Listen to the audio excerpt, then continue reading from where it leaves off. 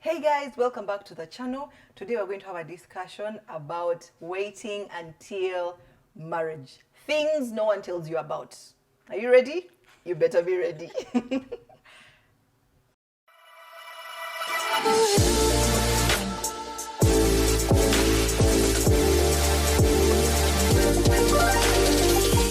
As I have this discussion, I have a lovely guest with me, Daisy, the Daisy Sunshine. You guys, she brings sunshine everywhere she goes. So Daisy, welcome to the channel. Thank you. It's an honor to be here. Yeah, tell these guys who you are, so they can know about you. I am Daisy Prim. I am the founder of the Daisy Sunshine. I am a mom, a wife of one. We have to specify. You have to, my friend, these days. I am a sister, I am a friend, and I am passionate about inspiring women to live positively, live their most authentic lives. Nice. Okay, so we're just going to dive right in. Daisy, as we have this discussion, I want to just pick your mind, get all your wisdom that you have. Is waiting until marriage a myth? Does it even exist? Do people even wait? Yeah, people wait. I waited. It's not a myth. Okay. Just that now in the day and age that we're living in, it's not easy and it's not common knowledge. Like people have now normalized just going in. Yeah, guys have normalized going in. So yeah, she's saying she waited. That's really nice. What was your experience waiting until marriage? Was it easy? Was it hard? Tell us about it. It was not easy in any way. It was not easy. But we made it by the grace of God. And I'll keep saying that it's by the grace of God. Yeah. Because without Him, what's that happy hormone? Is it oxytocin? Yes. Before you know it, you'll find yourselves, one thing led to another. And yeah. And people come into my DMs and then they say, the church is telling us wait, our parents are telling us wait. And then you wait, and then you enter marriage, and sex is now supposed to be this beautiful thing. Embrace it, have sex, what? And then that mind shift was so difficult for me, especially because I got married at 23. For 23 years, you're hearing sex outside of marriage is a big no. Then now you get it, and all of a sudden it's normal. You're supposed to know what to do. Then the movies also just lie. They make it seem like 1, 2, 3, done. Yeah. Imagine it took us 6 months to get it right. When you say when you say 6 months to get it right, what do you mean? 6 months to do what? To finally be comfortable. To finally be comfortable. Because we got married and we're like, it's now just A, B, C. But then it is not happening the way it's supposed to happen. The movies are not, like what you see in the movies is not what is happening here. Yeah. Then you're wondering, am I normal? Do I have everything I'm supposed to have? Yeah, so at some point we started wondering, did we really need to wait? Was it like, what if we're just gone ahead and done it? Then who would have known? Because it's done in secret. Who is going to know? Someone is going to know. God is is going to know.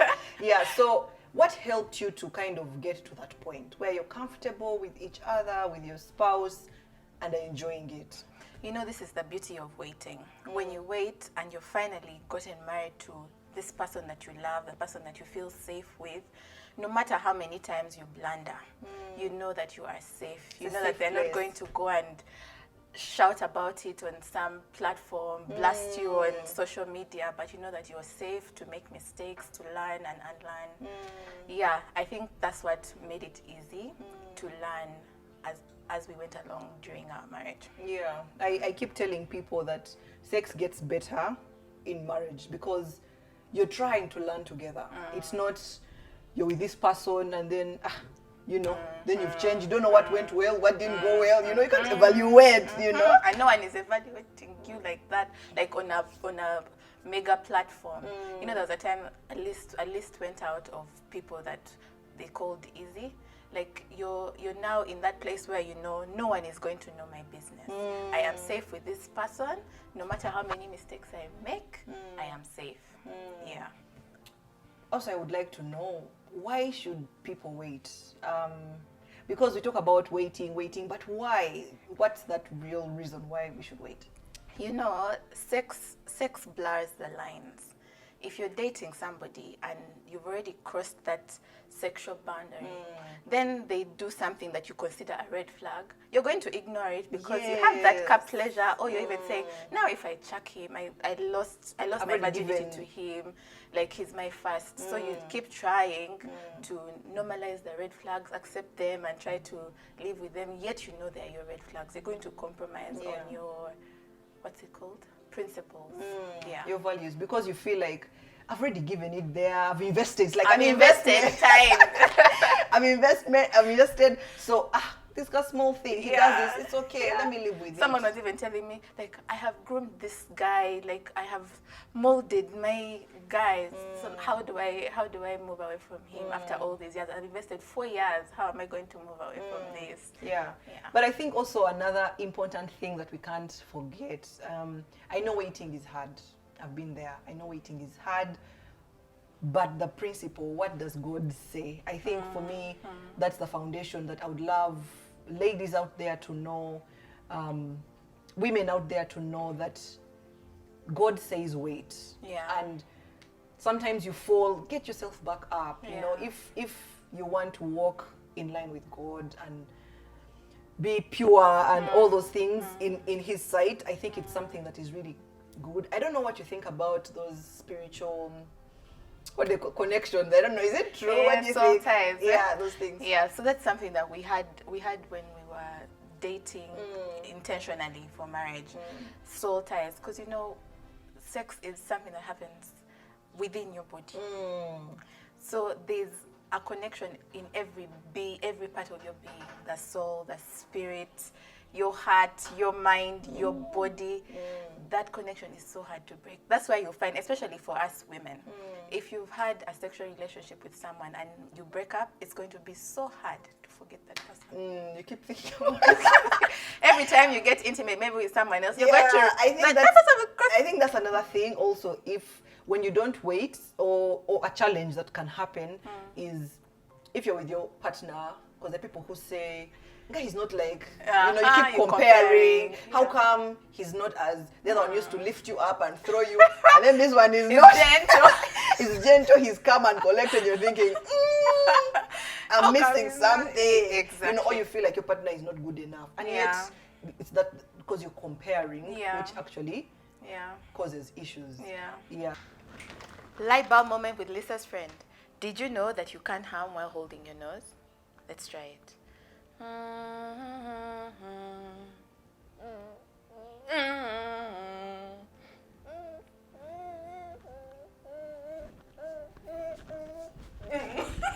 If we are dating, I would like to hear from you, and we want to walk in purity. What tips would you share with the ladies out there? Like, can you do this? Like, how do we help other young women to just walk that line if they want to? Okay. Number one is have accountability partners. And your first accountability partner is yourself. If you don't make a commitment with yourself to wait, you're going to break it. And then make it known to the person that you're dating. Make it known and be on the same page. And do this when you're not in like a compromising state. Like, don't be lying on each other and then you're making this. Sit like on a table and be serious. And then in that moment of weakness, remind yourselves of what you promised. And then have actual accountability partners outside, people that share the same values as you.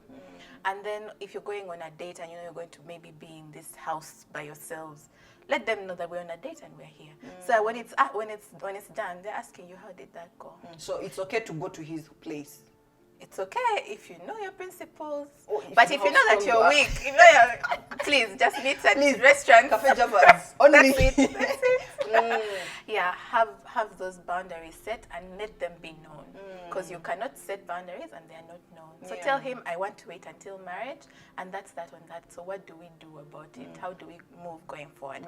And then I've also found that when you're dating for very long, it's difficult to wait. It's like having a cake right here every day, but you can't eat it for 2 years. Like, it's there, it's preserved, you can't eat it. So wait, dating 8 years, what are you doing?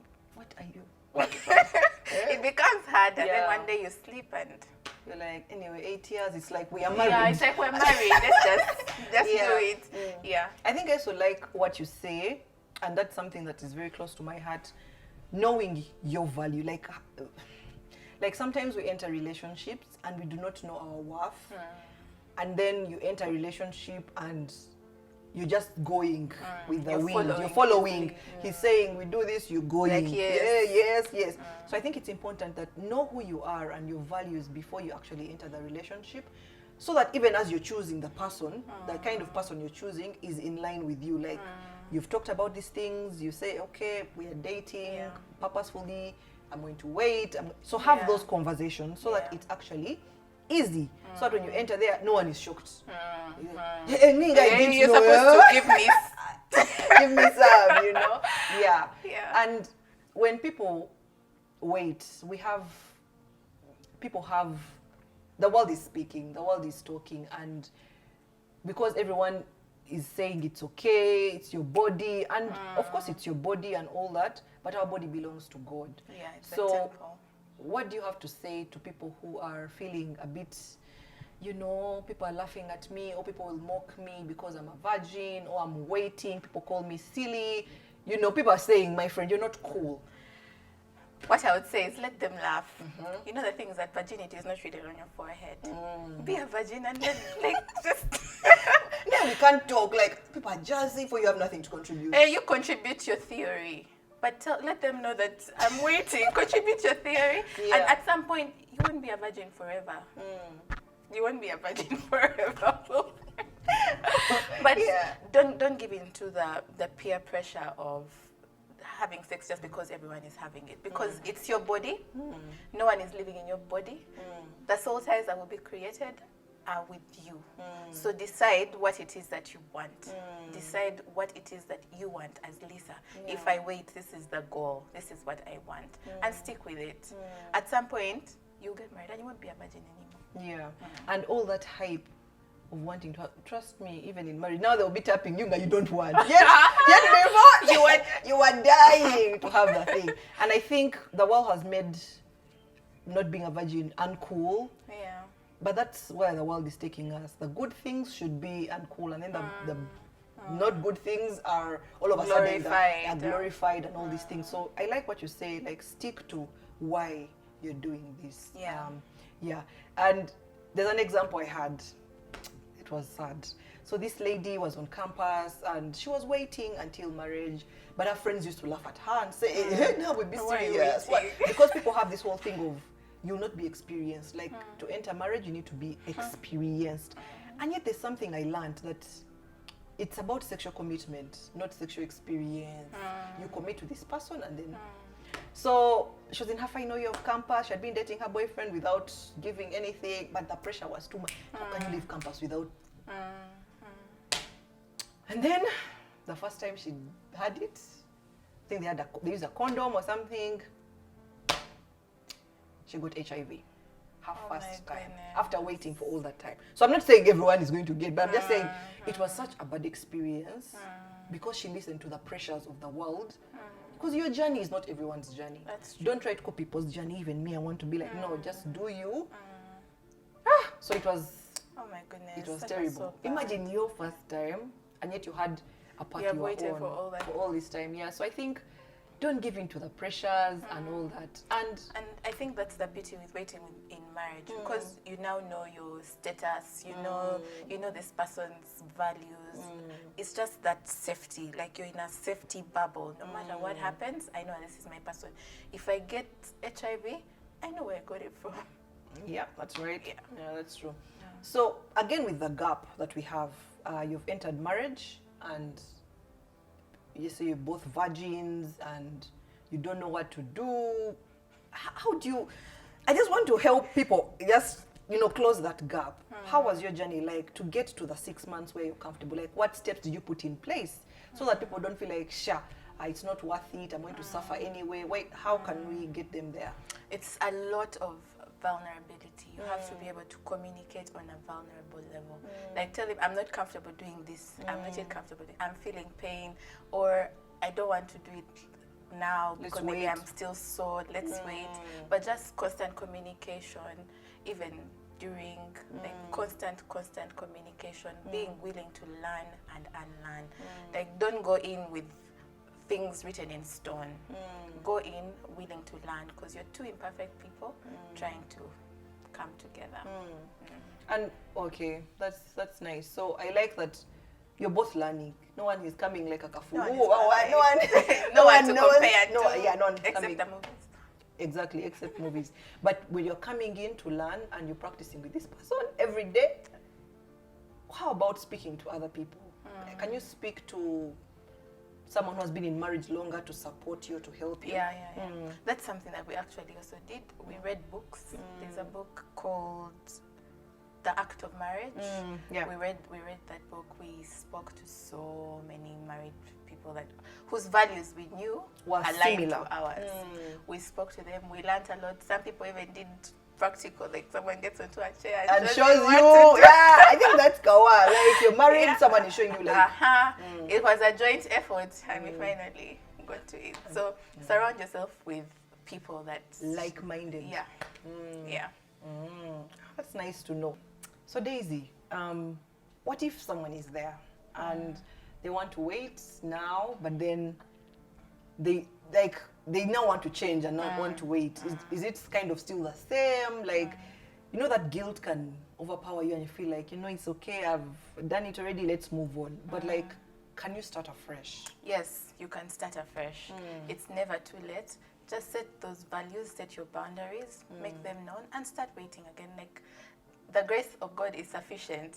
So even if you have fallen 1,001 times, today is a new day. You can start afresh. Now, what about the you can be a relationship? secondary virgin. What about the relationship? If it has been happening, then No. that is you and that person. If you've set your values and you've communicated them, and he's not willing to abide by them, then you can part ways. Because I like that you're making this commitment, yes, to yourself, but to God. Yes. And I was listening to someone who said, who would you want to displease most? God or this this person? So you have to choose. It has to be a choice. Yeah. Some decisions will be so difficult. You might decide to wait, and your person says, bye, please. I need my I didn't things. I didn't sign up for this. this. It's kawa. Let them go. Let them go. Because someone who loves you, someone who respects you, will respect your values and your boundaries. Yeah, that's true. So as we conclude this discussion, what are the final tips you tell people? Final parting shots. Decide what your weaknesses are. Because the first kiss will be difficult, but then the second one will be easier. Then the third one will be normal. Before you know it, So decide what your weeknesses are, and know that when he touches my cheek like this, I'm gone. And tell him, no, not touching my cheeks. Okay, so please set boundaries. Don't go places that are too secluded, where the only ones, no one is seeing you, as in you get so And let tempted. people know where you have gone. If you say that I'm going to Mark's house, let them know that you're going to Mark's house. Then they'll call you at 7 p.m. Are you still at Mark's house, or you're back at home? Have people that are going to hold you accountable, and know that you're not going to get offended because they're asking uncomfortable questions. Oh, that's really nice. Thank you, Daisy, for having this conversation. Guys, let us know in the comment section, what are your thoughts on waiting until marriage? Is it easy? Is it hard? What's your experience been like? We want to hear from you. My name is Lisa Kusima, and as always, I'm here to inspire.